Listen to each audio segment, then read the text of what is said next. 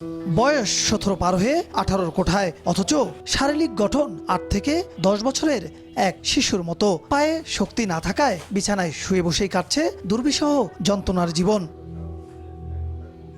Spina বাইফিডা নিউরোজনিক রোগে আক্রান্ত জান্নাতুল ফেরদৌসী সারাক্ষণেই মলমূত্র ত্যাগ করে, পেটে ধরে রাখতে পারে না কোনো কিছুই। দীর্ঘদিনের এই সমস্যায় কোমরের নিচের অংশে ধরেছে পচন, নষ্ট হয়ে গেছে বাম পাশের কিডনিও। অন্যের সহযোগিতা নিয়ে চলতে গেলেও হাঁপিয়ে ওঠে জান্নাতুল। মাঝে মাঝে জ্ঞান হারিয়ে 8 থেকে 10 দিন পর্যন্ত বেহুশ হয়ে পড়ে থাকে। একদিনও সুস্থ থাকি না।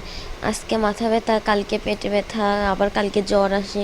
এখন আমি এক মুহূর্তের জন্যও সুস্থ থাকি না। ডাক্তার বলছে যে নার্ভের সমস্যা, দেশে আমার কোনো চিকিৎসা নেই। আমার বাবা আমাকে অনেক জায়গায় নিয়ে গেছে। সুস্থ হতে চাই আর 5টা মানুষের মতো ভালোভাবে চলতে চাই। জমিজমা প্রবাস জীবনের আয় ও সঞ্চয় সবকিছুই মেয়ের ব্যয়বহুল চিকিৎসায় ব্যয় করেছেন গাইবান্ধার ফুলছড়ি উপজেলার জনি মিয়া। এমনকি মাথা গোজার শেষ সম্বল 4 শতক বাড়ি ভিটেটুকু বিক্রি করেছেন। সবকিছু হারিয়ে এখন গাইবান্ধা শহরের শাপলা মিল এলাকায় ভাড়া থাকেন। জনি মিয়া নিজেও অসুস্থ, করতে পারেন না ভারী কোনো কাজ। রিক্সা চালিয়ে পরিবার ও মেয়ের জীবন বাঁচানোর চেষ্টা করছেন তিনি। আমি আর কোনো প্রকারে পারতেছি না ভাই, তাই আমি দেশ ও জাতি ধর্ম বর্ণ নির্বিশেষে সবার কাছে আমি আল্লাহর হস্তে আমার এই জান্নাতুল ফেরদৌসী সামনে আমার এই মেয়ের চিকিৎসার বিষয়টা আমি তাদের কাছে আকুল আবেদন আমি জানাচ্ছি।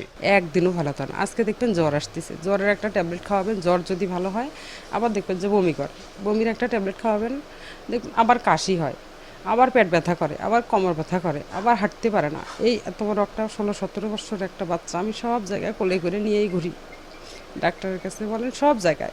চিকিৎসকদের মতে বিদেশে উন্নত চিকিৎসা করালে জান্নাতুল ফিরে পেতে পারে স্বাভাবিক জীবন। এর জন্য প্রয়োজন প্রায় 1.5 কোটি টাকা। রিক্সা চালক বাবার পক্ষে যা জোগাড় করা অসম্ভব। জনি মিয়ার এই চরম অসহায়ত্ব এবং মেয়েটির তিলে তিলে মৃত্যুর দিকে এগিয়ে যাওয়াকে কোনোভাবেই মেনে নিতে পারছেন না প্রতিবেশীরা। ওর চিকিৎসার জন্য অনেক চেষ্টা করতেছে, করে আসছে, এবং দেখা যাচ্ছে যে তারা আর কুলাইতে পারতেছে না। অবস্থা তো করুণ অবস্থা, রিক্সা চালা এখন সেটাও তো তার অবস্থা খারাপ। বাচ্চা সারাক্ষণ অসুস্থ থাকলে একটা মানুষ তো সুস্থ থাকতে পারে না। এদেশের মানুষ যতটুকু যার যে অবস্থা আছে সেখান থেকে যতটুকু পারো আমি মনে করি আল্লাহ রহমত তাদের জন্য বাচ্চাদের দিকে দেখে যতটা সাহায্য করতে পারে আল্লাহ যেন তার তৌফিক দান করে।